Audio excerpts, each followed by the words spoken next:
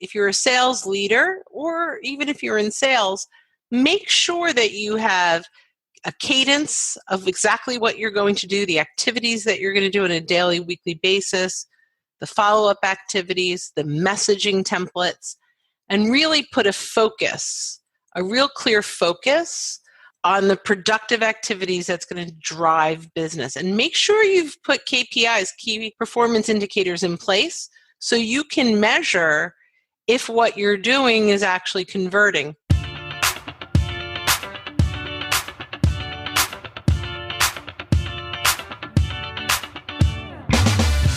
Hey y'all, welcome to Selling with Social, the podcast that helps marketers increase marketing qualified leads, sales reps to shatter sales results, and sales leaders to grow as leaders. Each show, we interview sales, marketing, and social media practitioners, leaders, and influencers to help you connect, close more deals, build stronger relationships with clients, and improve your sales productivity. I'm Mario Martinez Jr. You're now listening to Selling with Social.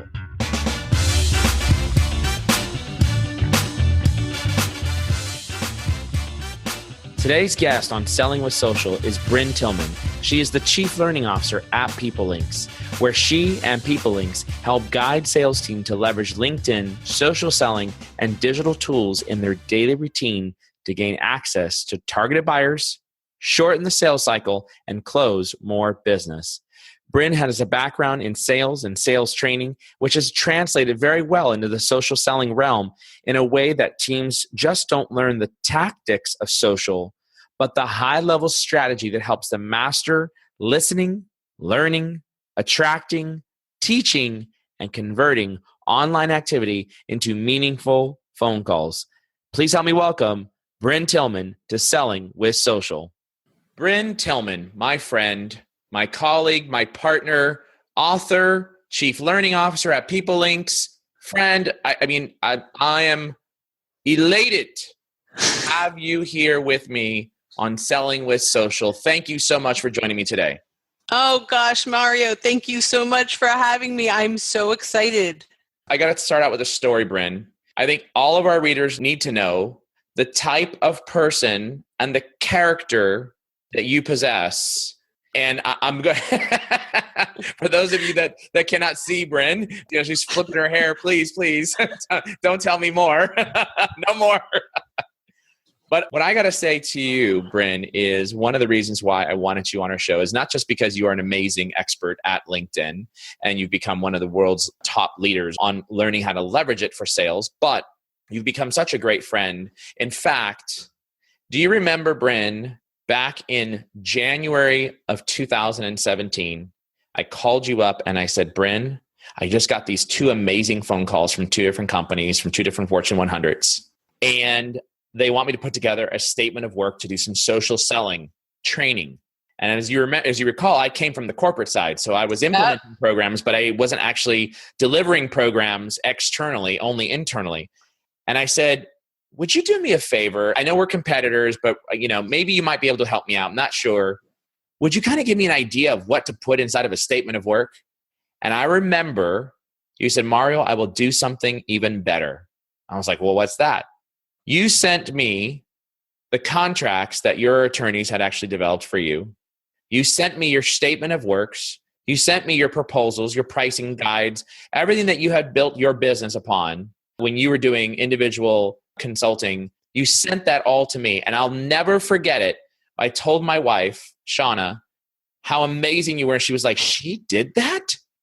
And I think it's important that our audience knows the type of individual that you are. I mean, like, this is why I love working with you, because how an amazing of a person you are, that a competitor helping me to start out in my business, that you essentially helped me launch my company. So do you remember that story? I do, and it was actually 2016, not 2017, because that would have only been like a week ago. Oh, I'm sorry. Yes, thank you for clarifying. Sorry, 2016. Yeah, but I do, and you're my friend. Competition is such a funny thing, right? Especially in our world.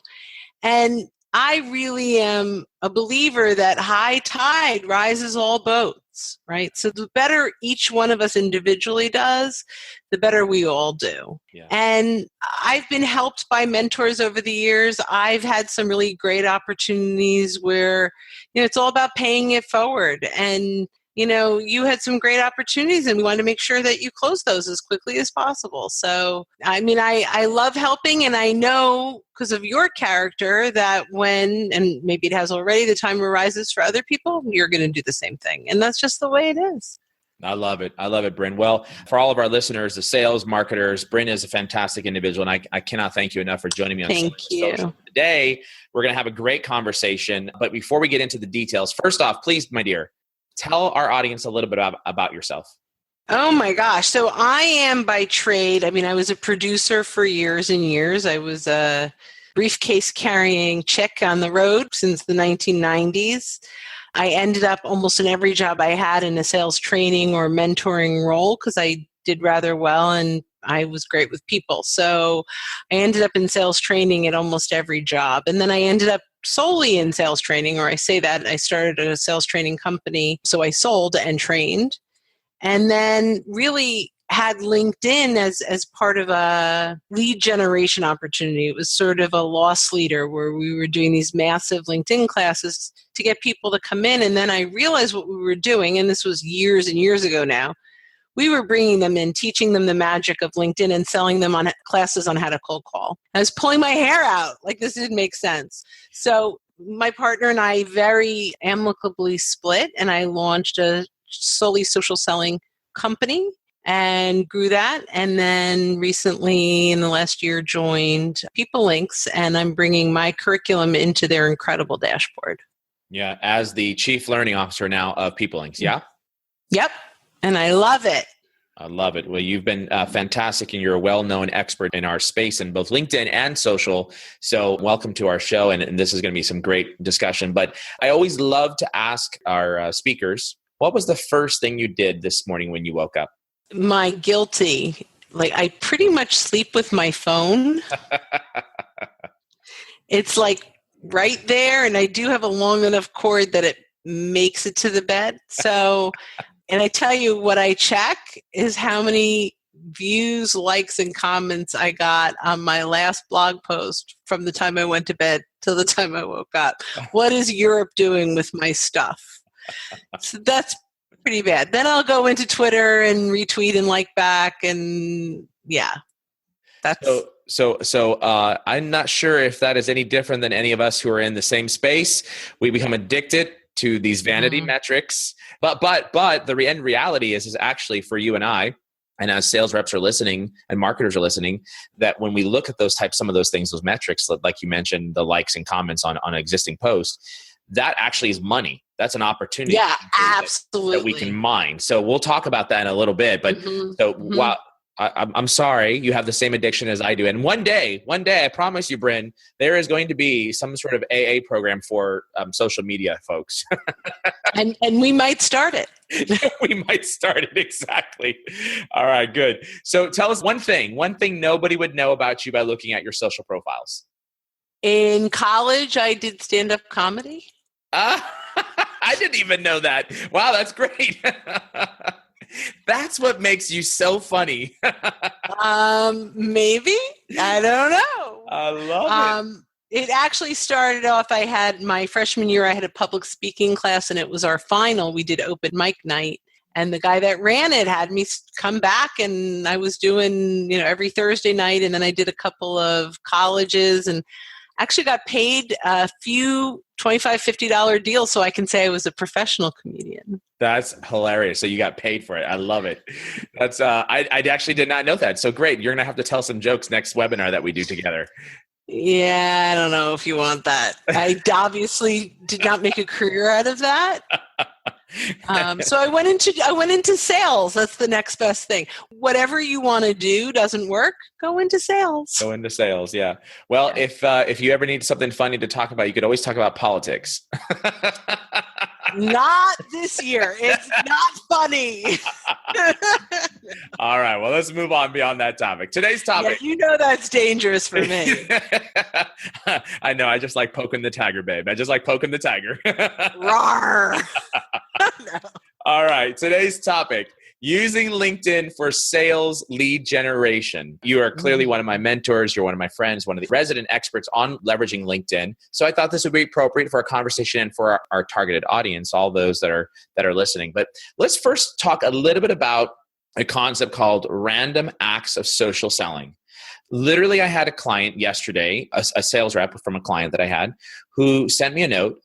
They said they joined my workshop. Once I left the workshop, they spent 1 hour a day on LinkedIn for 3 weeks, and they got nothing out of it. So they stopped. Because it doesn't work. It doesn't work. What are your thoughts? Why didn't social selling work for him? And what are these quote unquote random acts of social selling? Talk a little bit about that. So that's a great question. So random acts of social selling, and let's take the social selling out of it or take the selling out of it. Let's just think about what random acts of social are. How many times do you check one thing on Facebook and an hour and a half later you've watched 7 cat videos and and you're looking at baby pictures and commenting on things that really is not fruitful in your day. Happens all the time. We get sucked in. Happens all the time. So very similarly, random acts on LinkedIn and Twitter lead to really non-productive activity. So you may go in and you may think, hey, if I like 15 posts, I'm going to get someone to want a phone call with me. And it doesn't work that way, right? There's got to be a process around the activity that you do. There's got to be a specific, and I start with KPIs, like what are we going to measure? What are we going to look at that turns into business? What activities are fruitful? And so there are a few things. As a sales leader, you want to make sure that you are providing the right cadence and messaging and daily and weekly activities to your sales rep so that they know what is productive and they know what they're being measured on. So I recommend a few things. Number one, if you're a sales leader or even if you're in sales, make sure that you have a cadence of exactly what you're going to do, the activities that you're going to do on a daily, weekly basis, the follow-up activities, the messaging templates, and really put a real clear focus on the productive activities that's going to drive business. And make sure you've put KPIs, key performance indicators, in place so you can measure if what you're doing is actually converting. So just a couple of quick ones. A key performance indicator is how many net new connections did you get that meet the right criteria. So we create the Boolean searcher, if you're in Sales Navigator, your lead builder search, and we save that. And you have 85 people that meet the criteria of your prospects today and 100 next week, we know you have 15 net new connections of the right people. How many of those converted into phone calls or connections and then phone calls? And then we can measure that in the CRM going forward. That's a real KPI that tells us that our reps or that we are doing the right activity. So if you can put that in place for 6, 7, 8 different KPIs that we can measure back to, we can control those random acts of social. Good answer. Why though, in the client example that I gave you, 3 weeks, 1 hour a day, nothing, social selling didn't work, he stopped? Well, I think it didn't work because he didn't have a plan. For all we know, he was out there just liking and commenting randomly, not even targeted people's stuff. So without that plan, without knowing what activity is going to be fruitful, is going to convert to your goal. So if your goal is more calls with the right people, you've got to look at is what you're doing working toward or against that goal.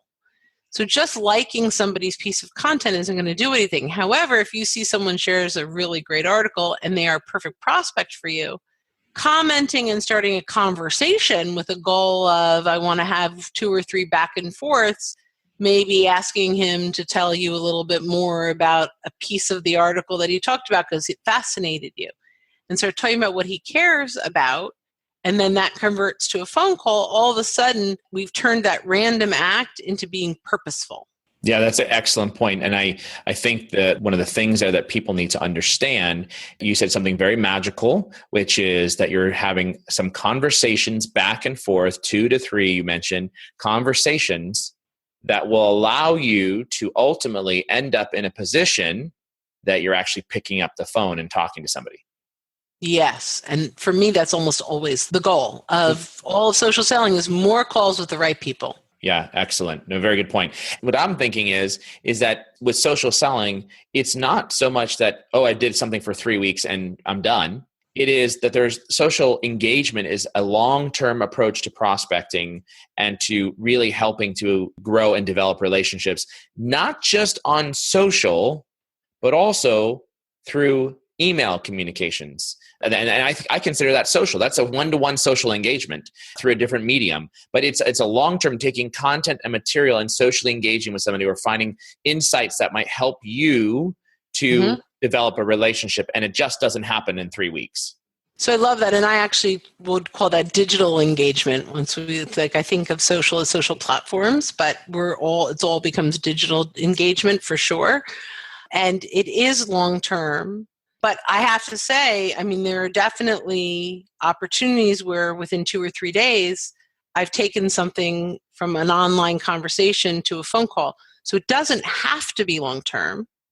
I've seen great successes in less than 3 weeks. That being said, it is an ongoing process of building a reputation, of building a network of people that start to know, like, and trust you because you've taught them something and engaged with them.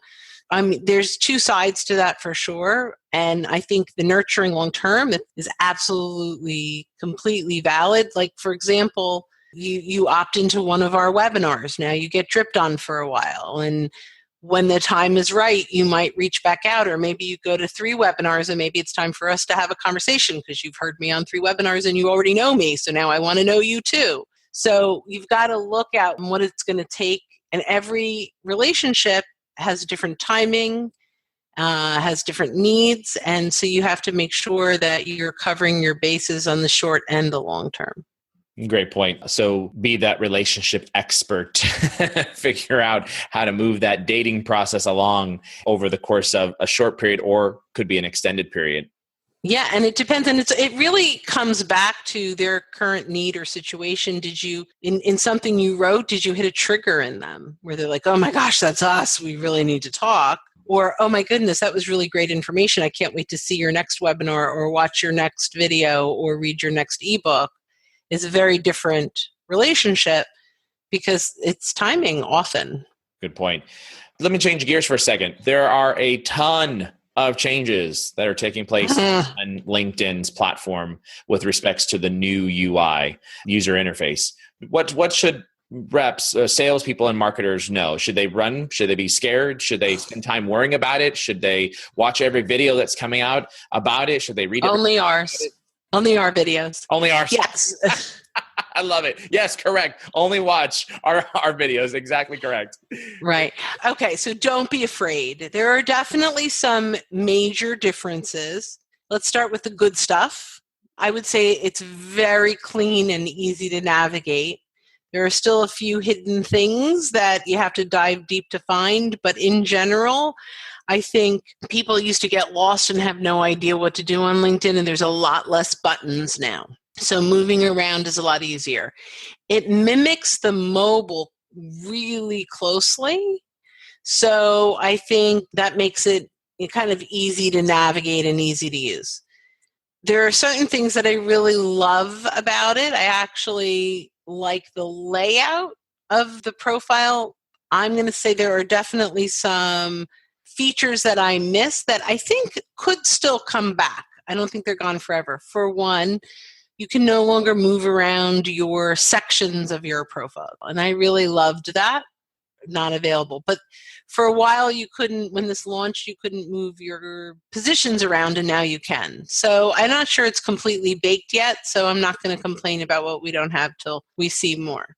The biggest loss, or I should say it moved into Sales Navigator, is the advanced search option.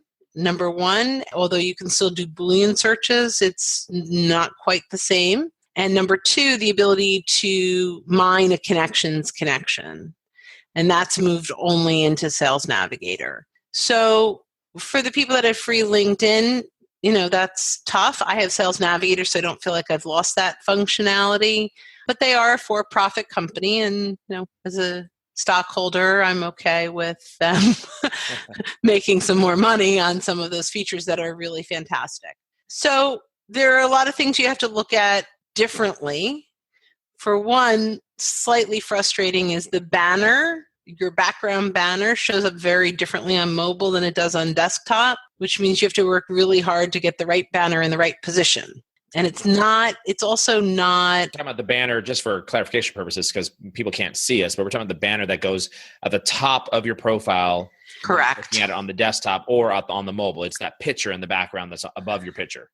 Right, behind your headshot. Absolutely, yeah. So because it shows different portions of that banner, it's a little frustrating, but we'll get through it. Your summary, only the first 2 lines show, and you have to click See More to open that. So we have to have what I'm calling a call to read. What is the first couple of words? And I took one of your concepts, which is use all caps to draw the eye in. So my headline is not all caps. So when I have all caps in the call to read, it really is a punch and it's standing out. Yeah. You don't think I'm yelling at anybody anymore? Well, no, I am actually yelling at them to open up my I love it. summary. But it's the look at me right now. Yeah, right now. Yeah. So I definitely, I have not done that in my headline, but I definitely have found that that's really important to do, at least in that summary, so that people know there's something there. Now we're paying more attention to the job description because it's the first section people see when they scroll down. So it should no longer be your job responsibilities and the contests that you've won and like resume-driven job description. It really needs to be more about how you serve your client. Great point. Yeah, those are some great points. So I know the LinkedIn Sales Navigator received some updates as well in the last few months. Namely, a couple of major differences is when you go to send a connection request through LinkedIn Regular or Premium, you cannot include a web URL. But if you actually send a connection request through LinkedIn Sales Navigator, you can include a URL. So guess what launched yesterday? What? Regular LinkedIn, you can send a URL. Oh, well then that's hot off the press. Unless it's a blip. Unless it's a blip, which is entirely possible. But I sent about 7, and they all went through. Okay. Hot off the press, then you're hearing it right here on Selling with Social. That's great information. And then some other things that they did in InMails is now you can actually include links and attachments as well through LinkedIn Sales Navigator's InMail platform. Yeah? Yeah. And one of the things I love, which frustrated me before, is I'd click into InMail, it would leave the profile and go to the message center. Yeah. It now keeps you inside their profile. So as you're writing, you can look through and refer to things. And it's just a nice little interface. The one thing that's missing from Sales Navigator, so if they're listening, Doug Campbell-John, what I'd love to see, I often make introductions for people via LinkedIn. Yeah. Currently, Sales Navigator, you can't add a second person to a message. That's correct. Yeah. That's a great point. Yeah. Hopefully that will be enhanced, and maybe we'll take this podcast and we'll send it to Doug Campbell-John. He's awesome, by the way, and he's done a phenomenal job with this tool, and he's actually been open to a lot of people's ideas, and I love that they definitely listen, and so I think that's great. So we started talking a little bit about Sales Navigator and some of its new features that they've implemented over the last couple of months. Answer this question for me, Brynne. Why should sales leaders invest in this tool? Is it worth the money?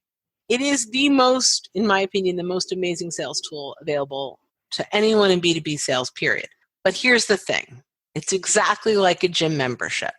You can sign up for that gym and you're going to pay month after month, whether you show up or not. And after 6 months, if you don't go, you're still in bad shape. Right? I love that. Great. Yes. Right. Yes, so if you go to the gym 3 to 5 days a week for 6 months, you're in amazing shape. And that's where you'd be with Sales Navigator. So a couple things have to happen. I believe, and this is really not about self-promotion for you or for me, but I believe there needs to be training beyond the basic the way LinkedIn trains features and benefits of the platform. There needs to be company customization. There needs to be message templates that are supplied. Not that every message is the same, but that guides your reps so that they know what to say, when to say it, how to do that. They need to understand not just, hey, you can mine your connections, but here's how you can ask for an introduction. Because they get stuck. They're like, okay, that's really cool. That feature's really awesome. Now what? Or for example, one of the things that they teach and that's awesome is you have these saved leads. Those leads have updates. They go to your news feed and you're like, oh, I can like and comment on these all day long. What they don't teach you is, which is not their job to teach you, they're a tool. We're the trainers, right? But they don't teach you what to do with that. So in the olden days when I grew up, before I had a cell phone in sales on the road, if a client was mentioned in a newspaper or an ad, or I saw some, we would cut it out and mail it to them and say congratulations if they had a press release, right? It's the same thing. So you notice, one of the accounts that you saved shares a press release. Take that link, reach out to your leads and say, I'm not sure if you had a chance to see this, but I'm just really impressed by the new product launch that your company just did. And I just wanted to send you the link just in case it didn't come across your desk yet. Teaching them those little things, which is really, that's not LinkedIn's job to teach it, but LinkedIn gives us the power to do that, is, I think, the game changer. So I'm going to go back to that gym. Now you joined the gym. Now you're going to the gym 3 to 5 times a week, but you're doing it wrong, right? You're random acting at the gym. Yeah. You're bouncing from every machine to one to the other. You don't know what the right weights are, what the right, all that stuff, right? The wrong weights. Yeah. Yeah. So you need to have, at least initially, not forever, you need to have that trainer to teach you how to use those machines so that you don't hurt yourself. Yeah. Right. And so that's the way I look at that. Yeah. That's really the, what I talk about is the technology training versus the technique training. And you're absolutely right. LinkedIn's program, I think they rely a lot on folks from us on the outside to help with the technique and also the integration strategies of not just LinkedIn, but all their platforms or services or social networks that you can integrate into your social strategy to connect with an individual, right? Yep. Yeah, good point. So we're on this topic of Sales Navigator. I want to dive a little bit deeper. You got a field sales rep, you got an inside sales rep. Mm-hmm. How should a inside sales rep use LinkedIn Sales Navigator? And is that different for a field sales rep? Absolutely. So inside sales reps are typically volume dialing, volume reaching out. And there's actually two kinds of sales, well, probably way more than two, but two major differences. There's inbound and there's outbound. So let's just talk about outbound. Inbound is a little bit different. But outbound, there's a lot of, did you do a little bit of research first so that when you do call, it's relevant? You're saying the name of their company, maybe what they do. Maybe you noticed you both went to UCLA or they went to Villanova and congratulations on winning the Big Ten. Whatever that is, like there's some kind of connection that they felt like you've built that up. So personalizing the outbound is really, really important. The other thing is, this is a great opportunity to like and engage and comment and maybe say, hey, your name came up on LinkedIn. When I saw your profile, I thought it really would make sense for me to reach out and introduce myself. And all of a sudden that's way different than, hey, my boss bought a list and I'm calling from it, right? Yeah. So there's just lots of ways. Now, inside reps need to have, more than anybody, a strict cadence. Like, here is the order. The person comes up from the CRM as the next person to call, and then you go find them on Twitter and do this or whatever your cadence is. It's got to be repeatable and scalable. Yeah. Otherwise, you're going to end up with a ton of inside reps doing random acts of social. That's really, really important, even more than the field reps. The inside reps have to have that cadence and know exactly what to do and when.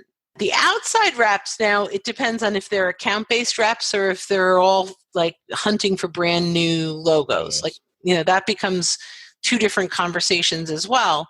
But the bottom line is social is not just the top of the pipeline. It's really used all the way through the sales cycle. Yeah. So it's used for research. It's used for rapport building. One of the best ways my field reps can use this, let's say if they're account-based, is I'm working with a champion. We've been working for a while. He's been helping me move through and navigate the company, and we're just not making progress. Well, if I go onto LinkedIn, and LinkedIn calls this multi-threading versus single threading, right? I go into LinkedIn company pages and I find the other 7, 8, 9 people that I want to have a conversation with.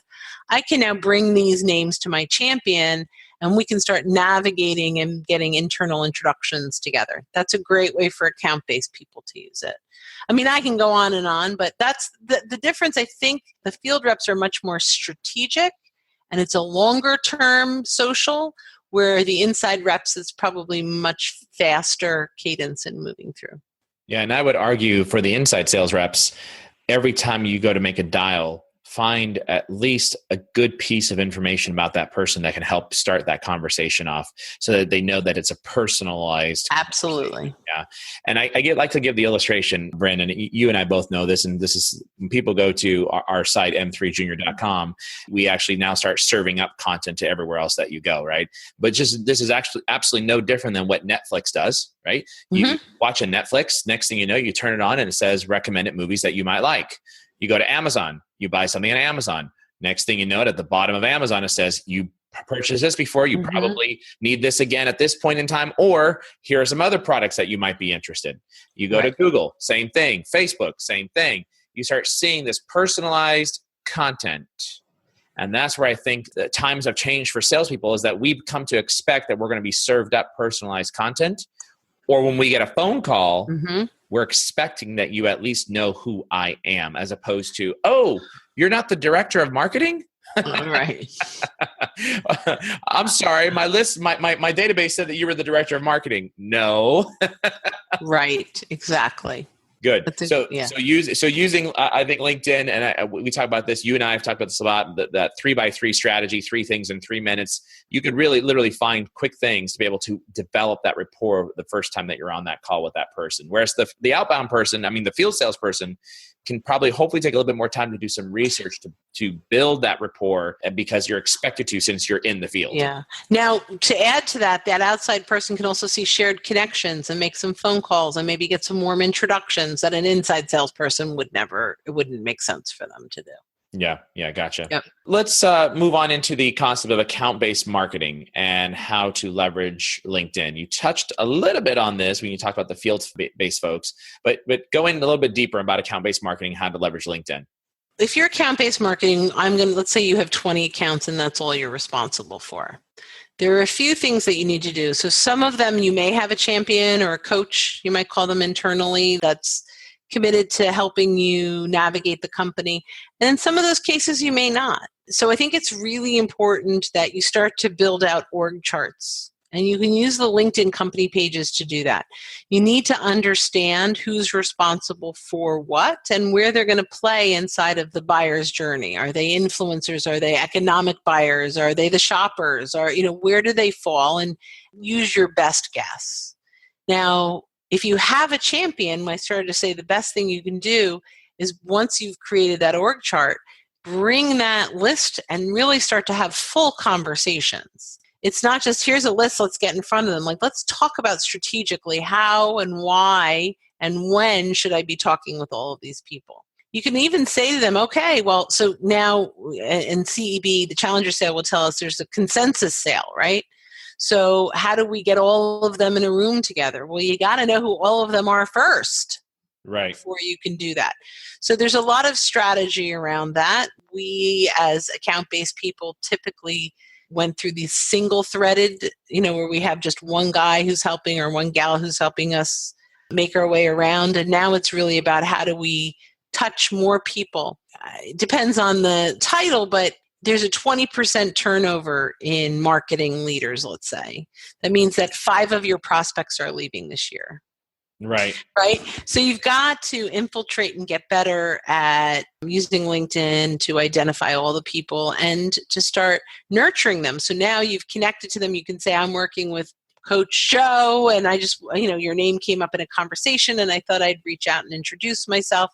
Let's connect on LinkedIn. and now you're nurturing with great content, all of a sudden you're very relevant to them. Yeah. And actually, I want to loop that back to the very first thing that we started talking about here on the show, which was one of my clients who's also a friend said 3 weeks, 1 hour a day, no results. But what you just described is absolutely a way that individuals should be engaging through social, which is you need to look at your existing opportunities, existing accounts that you're working on, and look at the multi-threaded approach of who are all the people that you don't know, and how can you start engaging with those individuals such that it puts you in a position that you can now influence the buying decision at all levels of the opportunity. Or, God forbid, that your chief buyer or your influencer gets hit by a bus or leaves the company. Wins the lottery. I like to say they win the lottery and leave. There we go. I like that better. They win the lottery and then it's that person's gone.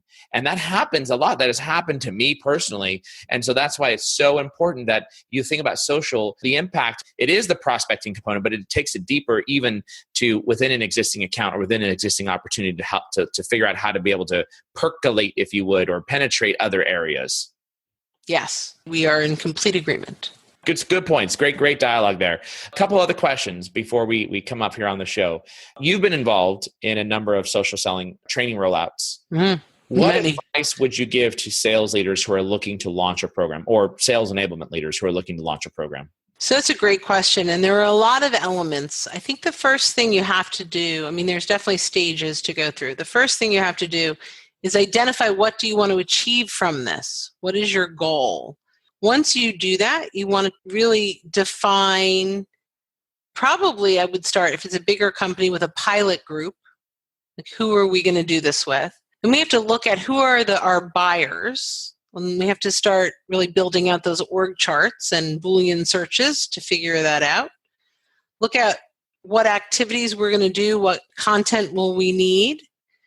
We want to roll out a training program or develop a playbook first, actually. I think the playbook is vital.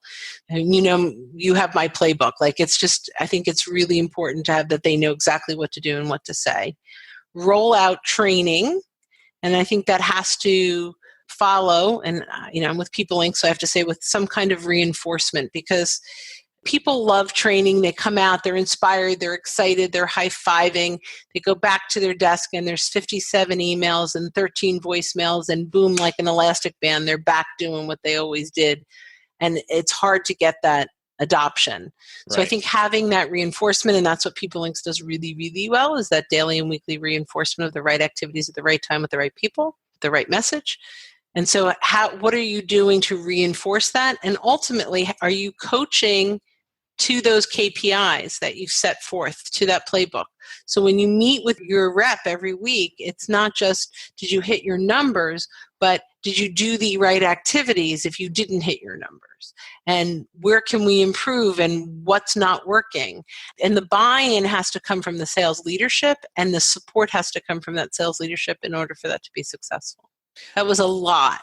No, that's great. Those are some good steps. I would add one thing. Tell me what you think about this. And this is really bridging together the marketing team and the sales organization. You mentioned the content, which is absolutely critical, but also the branding of your salespeople. Make sure that you go through that process to redevelop and redefine those individuals' digital footprint.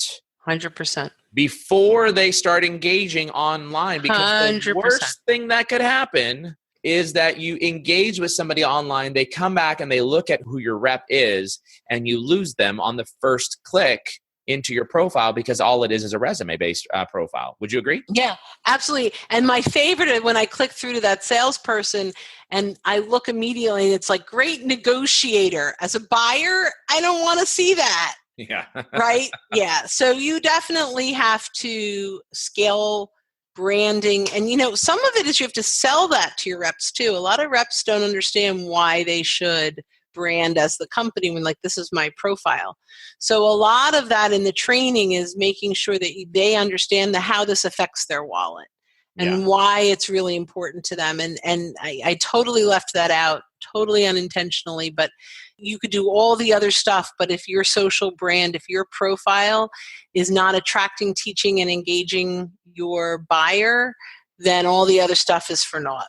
Yeah. And to prove that point that you just said, I think leaders, sales and marketing leaders, need to think about, what if you had the most amazing functional website, but all the wrong content? What would happen? Nothing. Nothing. Exactly.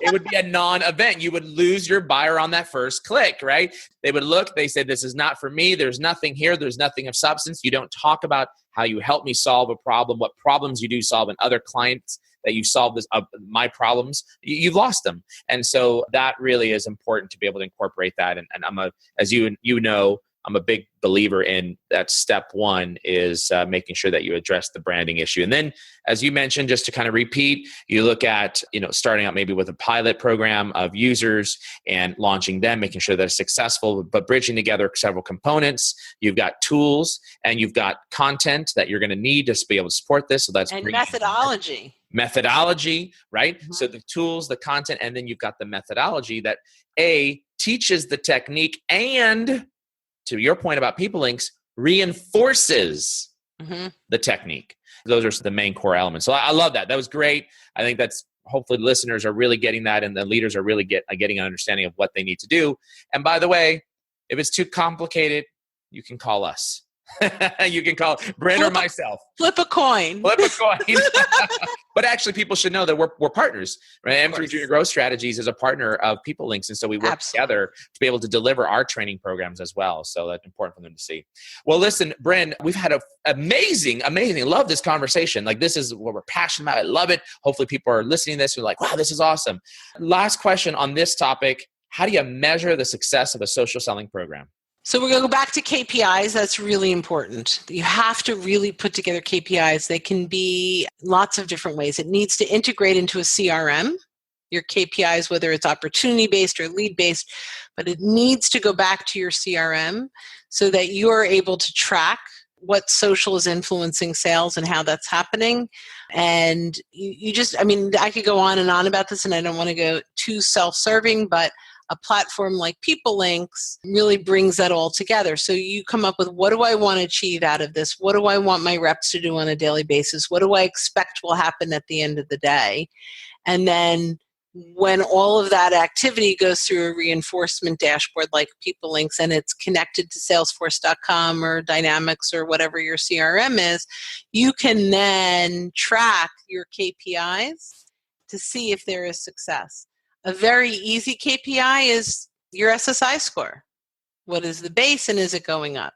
Another one, my favorite one, it's so simple, is from a Boolean search or a lead builder search.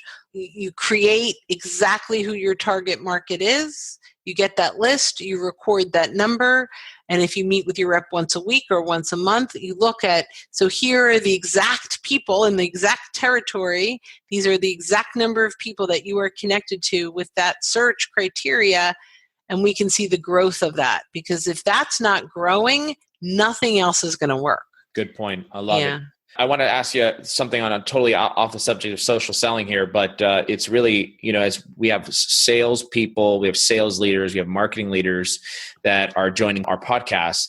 And so I think it's important to talk about a couple things, and that is how you personally grow. What book are you reading right now to personally grow and develop? So I read lots of different things, and I read a lot of blogs and subscribe, but I'm actually reading Beyond the Sales Process by Steve Anderson and Dave Stein. I'm connected to Dave, and they actually sent this to me signed as a gift, and it's pretty good. Whale Hunter is another one I just finished. That's phenomenal, by the way. Yeah. Every single enterprise sales rep needs to read that. It's amazing. And it's really about community. It's really for the account-based companies that are working together internally as a community to go after the big deals. It's an amazing read too. So I try to read non-social things, and then I try to take what I learned out there and find what in social will support that. Yeah, very good point there. So one piece of advice that you give sales leaders and sales reps. Sales leaders, I think anything you have your reps do, you need to understand, you need to support, and you need to coach to it. So don't expect, because you gave your reps Sales Navigator as a tool and even gave them training, that they should just go do it now. You've got to own that and support that and make sure, and even if you can't support the fixing of it, get the right help for them. Sales reps, number one, and you brought this up, stop random social acts of social. Got to stop that. Make sure you've got a playbook together for yourself. I think that playbook is huge. And make sure you've got the right tools to support this. So Sales Navigator, if you really want to succeed at LinkedIn, really, Sales Navigator is probably the right decision for yourself or your team.